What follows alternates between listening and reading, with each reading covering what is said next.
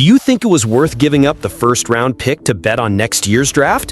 What the Rams did in the second round could silence the critics and ignite the NFL. A reinforcement that promises to compete for a spot right away and become a reliable target in the offense. Go ahead and hit the like button and come understand why this guy could be the new favorite of the fans. Terrence Ferguson was the Los Angeles Rams' first pick in the 2025 draft, and even though he came in the second round, he could be the player that symbolizes the franchise's last big gamble in the Matthew Stafford era. At 36 years old, the veteran quarterback knows that time is against him, and the Rams, who traded their first-round pick with the Atlanta Falcons aiming for a more valuable asset in 2026, know that the success of the season hinges on making the most of what remains of the current roster's competitive window.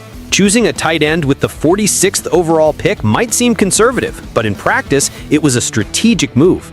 Ferguson offers Stafford something the team has been searching for since Tyler Higbee's physical decline: a safe, reliable target with refined routes and a strong presence in the middle of the field. He may not be the best blocker in his class, and that's already known, but Sean McVay's scheme has room for situational tight ends. Ferguson will be that guy, someone who can catch passes on third downs, exploit the middle of the defense, and provide relief when primary options are covered. Rob Rang, an analyst for Fox Sports, directly compared him to Ernie Conwell, a historic name in the franchise during the St. Louis days. The comparison goes beyond position. Conwell was on the Super Bowl champion roster in 1999 and, like Ferguson, was not a superstar but a tactical pillar that made the offense flow. Rang also highlighted an important point. The franchise has never had a tight end selected for the Pro Bowl. Ferguson has that potential, and his arrival could represent an unprecedented milestone in the history of the position for the Rams. Of course, this transition also depends on Higbee. After a decade of consistent service to the franchise, his productivity visibly declined in 2024, opening the door for a natural passing of the torch. If Higbee can act as a mentor, Ferguson will have a much faster learning curve, something vital for a team that has no time to waste.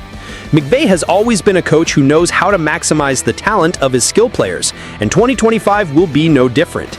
With Puka Nacua and Cooper Kupp still demanding extra attention from defenses, Ferguson will have room to grow in the passing game. If Stafford stays healthy, the ceiling for this offense could be surprising, and Ferguson could very well be the quiet piece that unlocks everything. Now, I want to hear from you.